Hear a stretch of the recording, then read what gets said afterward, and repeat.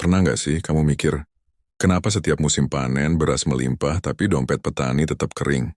Kenapa kamu capek nandur bangun subuh kepanasan seharian tapi untungnya, kok kayak numpang lewat doang? Jangan heran ya, soalnya yang bikin kaya dari pertanian, bukan petaninya. Yang kaya itu, bukan yang nanam, bukan yang metik, dan bukan yang berpanas-panasan di sawah, tapi yang ngatur sistem di belakang layar. Kalau kamu petani kecil, kamu itu ibarat pemain bola yang masuk lapangan, tapi garisnya udah digambar buat kamu kalah. Harga gabah kamu ditentuin orang lain, pupuk kamu tergantung pabrik besar. Benih kamu harus beli terus tiap musim. Akses pasar ditutup tengkulak. Kamu kerja keras tapi yang pesta panen bukan kamu. Dan inilah yang jarang dibongkar ke publik. Kenapa petani kecil hampir mustahil kaya tanpa ngerti permainan ini? Sekarang coba kamu pikir logis. Harga pupuk naik, petani nggak bisa nolak. Harga benih naik, petani cuma bisa beli. Harga gabah turun, petani harus terima. Yang naik selalu biaya, yang turun selalu hasil jualan. Lucu ya, kenapa selalu begitu? Karena kita hidup di dalam sistem pangan global yang lebih peduli untung perusahaan daripada kehidupan petani. Pabrik pupuk cuma segelintir. Perusahaan benih ya itu-itu aja. Distributor besar ya segelintir juga. Mereka kuasai pertama pupuk, kedua benih, terakhir distribusi. Petani kecil cuma pion. Kamu bukan bertarung satu lawan satu, tapi kamu sedang lawan organisasi raksasa. Dan kamu disuruh percaya kalau rajin pasti sukses. Padahal kerajinan gak ada artinya kalau sistemnya curang. Banyak petani bangkrut bukan karena malas, tapi karena permainannya udah diatur dari awal. Sekarang aku mau jujur ke kamu. Di tengah sistem yang keras ini, kita punya dua pilihan. Terus mengeluh dan menyalahkan keadaan, atau mulai ambil kendali sedikit demi sedikit. Dan kabar paling penting yang jarang orang bilang, kita nggak perlu ngalahin sistem besar. Yang kita butuhkan cuma satu, nggak lagi bergantung ke mereka. Karena sistem raksasa itu kuat bukan karena mereka hebat, tapi karena jutaan petani kecil tergantung padanya. Kalau ketergantungan itu pelan-pelan diputus, sistemnya otomatis melemah.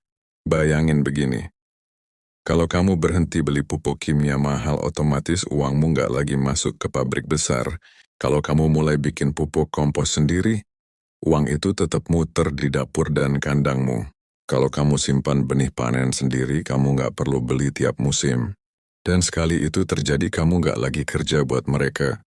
Kamu kerja buat keluargamu sendiri. Sekarang coba jujur ke diri kamu. Yang bikin petani kecil susah bukan karena bodoh, bukan karena malas, tapi karena terlalu lama disuruh percaya, kamu nggak bisa tanpa kami. Padahal, semua yang petani butuhkan sebenarnya ada di sekitar mereka sendiri. Tanah jadi subur secara alami, jerami jadi bahan pupuk, kotoran ternak jadi pupuk organik, limbah dapur jadi pakan, air kolam jadi tempat azola. Ilmu nenek moyang tentang bertani organik itu pelan-pelan dihapus.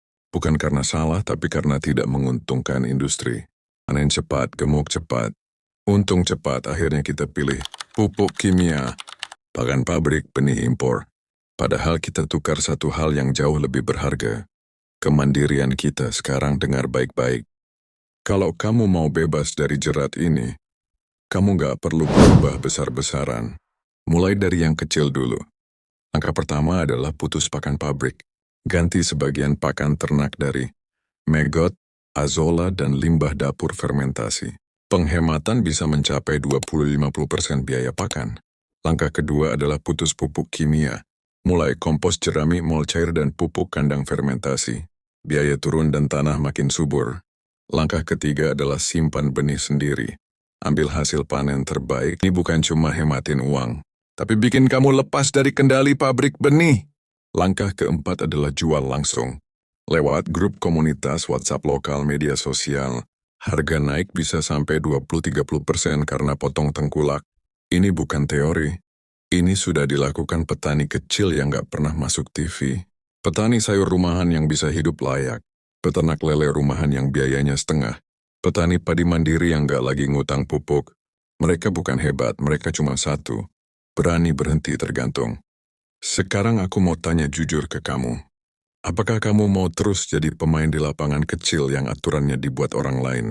Atau mulai bangun lapangan sendiri pelan-pelan walau kecil. Ingat satu kalimat ini.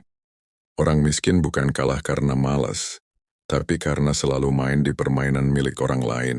Kebebasan petani itu bukan soal tanah luas, tapi soal punya kendali atas pupuk, punya kendali atas pakan, punya kendali atas benih, punya kendali atas pasar. Selama 4 itu masih dipegang orang lain, petani kecil akan terus tertindas. Tapi mulai hari ini, kamu sudah 1 langkah lebih depan, karena kamu sudah tahu permainannya. Tinggal 1 hal lagi mulai. Gak perlu langsung besar, mulailah dari halaman rumahmu, dari 1 kolam, dari 1 bak kompos, dari 1 kandang. Kemerdekaan petani itu dimulai bukan dari revolusi besar, tapi dari keputusan kecil yang diambil hari ini.